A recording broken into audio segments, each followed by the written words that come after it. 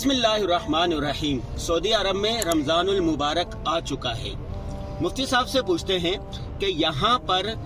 عرب حضرات یا اہل مدینہ رمضان کے رات اور دن کیسے گزارتے ہیں، شب و روز کیسے گزارتے ہیں؟ مفتی صاحب یہاں رمضان کیسا ہوتا ہے؟ بسم اللہ الرحمن الرحیم، نحمدہ و نصلی و نسلم علی رسول الکریم، اما بعد۔ در حقیقت یہ دیکھا جائے تو رمضان المبارک کی جو بہاریں ہوتی ہیں، جو انوار و برکات ہوتے ہیں، اور حقیقی اپنی آنکھوں سے اس کو دیکھنے کا یہاں موقع ملتا ہے۔ دیکھیں یہاں تو انوار و برکات پوری دنیا میں ہی ہوتے ہیں ماشاءاللہ۔ اللہ جل شانہ نے جسے کہنا چاہیے نا کہ سیل لگائی ہوئی ہوتی ہے، سیل میں بہت ساری چیزیں ایک کے بجائے 70 کے اجر و ثواب حاصل ہوتا ہے۔ تو یہ تمام چیزیں جو عمومی لحاظ سے ہوتی ہیں، تو یہ مکہ معظمہ اور مدینہ منورہ حرمین شریفین میں یہ تمام چیزیں اس سے بھی کہیں زیادہ بہتات انداز سے اور بہت زیادہ اچھے انداز سے جو ہے وہ اللہ جل شانہ عطا فرماتے ہیں۔ دیکھیں جو کہ احادیث شریفہ میں رمضان شریف کے فضائل وارد ہوئے ہیں، اس پہ تو ہماری بات نہیں ہے، ماشاءاللہ آپ سنتے رہیں گے انشاءاللہ سارے مہینے۔ لیکن مسئلہ یہ ہے کہ حرمین شریفین میں جو سب سے اہم ترین چیز ہے وہ ہے رمضان شریف کا عمرہ۔ تو دیکھیں یہاں پر ایک صحابیہ تھی رضی اللہ تعالی عنہ، انہوں نے حضور علیہ السلام سے عرض کیا کہ یا رسول اللہ، میں آپ کے ساتھ حجۃ الوداع میں حج نہیں کر سکی، تو مجھے اس کا غم ہے، تو مجھے کیا کرنا چاہیے اس سلسلے میں؟ تو حضور پاک سرکار دو عالم صلی اللہ تعالی علیہ وسلم نے ارشاد فرمایا کہ رمضان شریف میں اگر کوئی عمرہ کر لیتا ہے تو گویا کہ اس نے میرے ساتھ حج کیا، تو اس کے فضائل اور اس کے ثواب اور اس کے انوار و برکات انشاءاللہ اس کو حاصل ہوں گے۔ تو پوری دنیا سے لوگ اس رمضان شریف کے عمرے کے لیے یہاں آتے ہیں، اور اتنی شدید رش اور زحمہ ہوتا ہے، کثرت ہوتی ہے لوگوں کی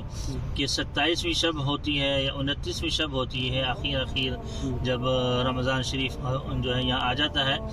تو دونوں یعنی مدینہ منورہ میں بھی مکہ معظمہ بھی، اور مکہ معظمہ میں خاص طور سے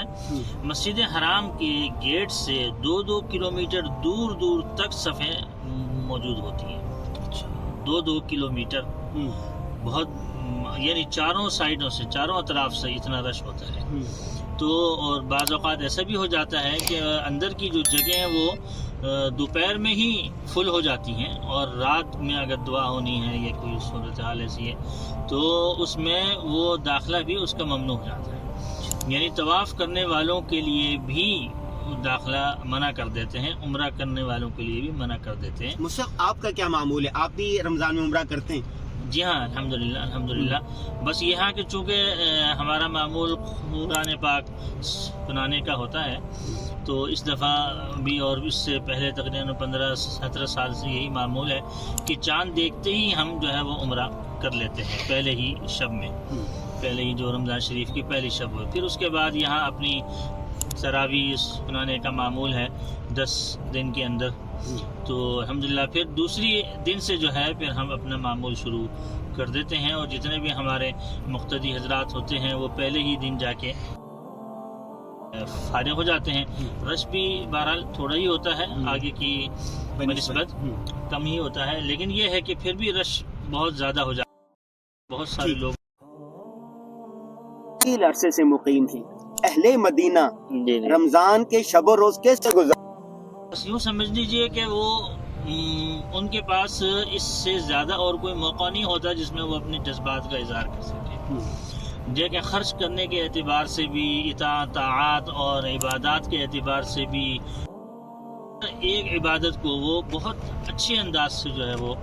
بجا لاتے ہیں، اور اپنا وقت خرچ کرتے ہیں، اپنا مال خرچ کرتے ہیں، اس میں چھوٹے ہوں، بڑے ہوں، بوڑھے ہوں، عورتیں ہوں، ساروں میں ایک جذبہ ہوتا ہے ماشاءاللہ، اور ہر ایک اپنے اپنے لحاظ سے اور اپنے لحاظ سے اپنے جو بھی عبادت ہوتی ہے، اور اس کے علاوہ دوسروں کے مظاہر نظر آتے ہیں اس کے۔ جی ہاں وہ تو ہوتا ہی ہے، دوسروں کے لحاظ سے جو بھی وہ کچھ کر سکتے ہوں وہ سارے کام وہ ماشاءاللہ کرتے ہیں۔ اتنا کھلانے پلانے کے جذبات ہیں یہاں پر کہ یہاں پر اب تھوڑی سی احتیاط کو پیش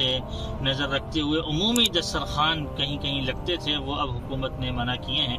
اس میں بہت ساری باتیں سامنے آئی تھیں جس کی وجہ سے انہوں نے منع کر دیے، لیکن حرمین شریفین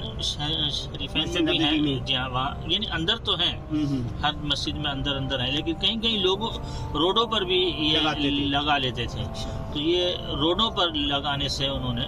منع کیا ہے کہ ہر ایک جگہ نہیں ہونا چاہیے۔ آپ طویل عرصے سے یہاں پر ہیں، ماشاءاللہ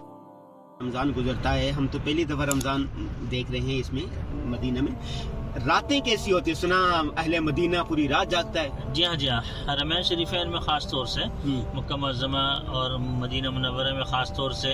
یوں سمجھ لیجئے کہ بس ظہر کے بعد تک یہ لوگ سوتے ہیں، اور پھر اس کے بعد یہ اپنا کھانے پینے کا انتظام کر دیتے ہیں، اور پھر اپنے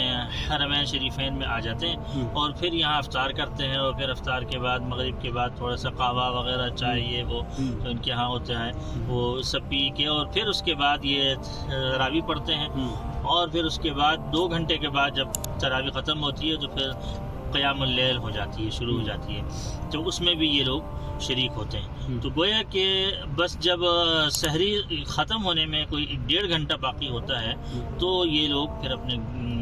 گھروں کو جاتے ہیں، وہ بھی جا کے سحری کی تیاری کرتے ہیں، جی ہاں، اور سحری کر کے فجر پڑھتے پھر سوتے ہوں گے، جی ہاں، اشراق کے بعد پھر یہ لوگ سوتے ہیں۔ تو گویا کہ یہاں ایک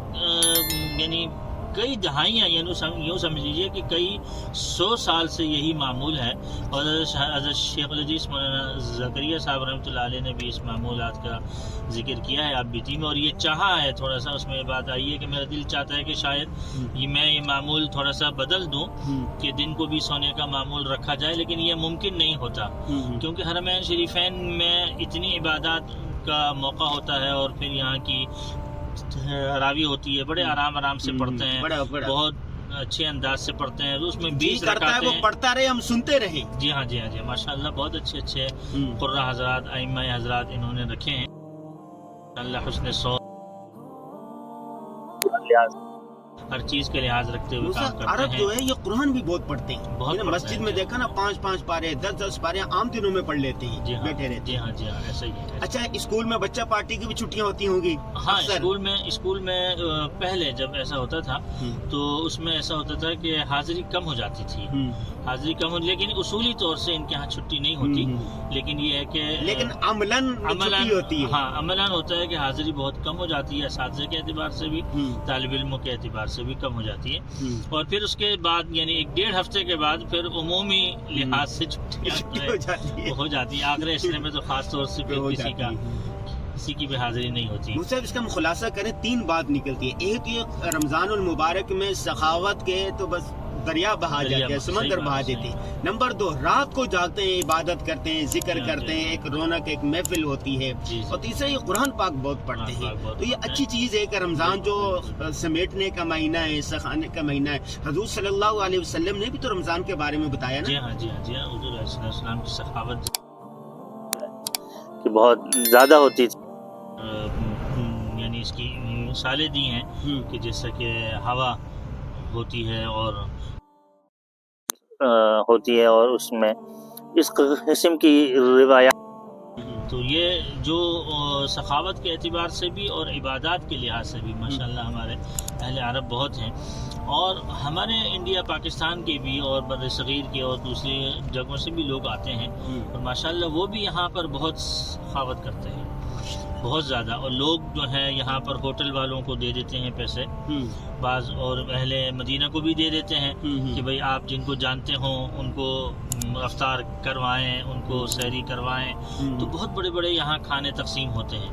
اور بہت کثرت کی تعداد، ایمان افروز مناظر نظر آتے ہیں، خوبصورت نظارے نظر آتے ہیں، یعنی مزہ ہی یہاں کچھ اور ہے، لطف ہی بہت ایک بات بتاؤں، جو ملحد لوگ ہیں نا، ملحد جو خدا کے منکر ہیں، وہ ملحد ہے جو نہیں مانتے، ان کے لیے یہ تعزیانہ ہے کہ دن بدن حرمین شریفین کے رونقیں بڑھتی جا رہی ہے۔ پہلے 10 لاکھ آتے تھے حرمین میں، پھر 20 لاکھ، پہ 30 لاکھ، ابھی 1 کروڑ کی توسیع ہو رہی ہے۔ جی ہاں، تو انشاءاللہ اللہ کے ماننے والے، اللہ کے چاہنے والے کم نہ ہوں گے، انشاءاللہ دن بدن بڑھتے رہیں گے۔ کے ساتھ بتایا مفتی صاحب کا، چونکہ عملی مشاہدہ بھی ہے اور ایک عرصے سے یہاں پر رہ رہے ہیں اور اہل علم کی बुजुर्गान दीन की सोबत उठाई हो ये और अरब शयूख के साथ भी रब्ता रहा है। मुफ्ती साहब ने यहाँ मदीना में शब और रोज़ कैसे गुजारते, कैसे ईमान अफरोज़ नज़ारे होते हैं, ये बताया है। तो इस मरतबा हम अपनी फैमिली के साथ यहाँ पर आए हुए हैं, तो हमारी बच्चा पार्टी भी यहाँ की बहारों से मुस्तफ़ीद होंगे।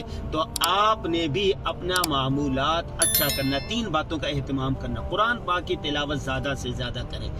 दुनियावी काम कम कर दें। और हदीस पाक में आता है कि रमज़ान में जो गुलाम वगैरह होता है उनके ऊपर सख्ती कम कर दो, वो कम कर दो। और दूसरा, नमाज ज़्यादा से ज़्यादा पढ़ें। और तीसरी बात है, आपने रोज़ा रखने के साथ सही तरीके से रोज़ा रखना है, उसकी रूह के साथ रोज़ा रखना है। ज़बान का भी रोज़ा होता है, आँख का भी रोज़ा होता है, दिल का भी रोज़ा होता है। ठीक है, इसका मतलब क्या है कि आपने कोई बुरी चीज़ नहीं सुननी।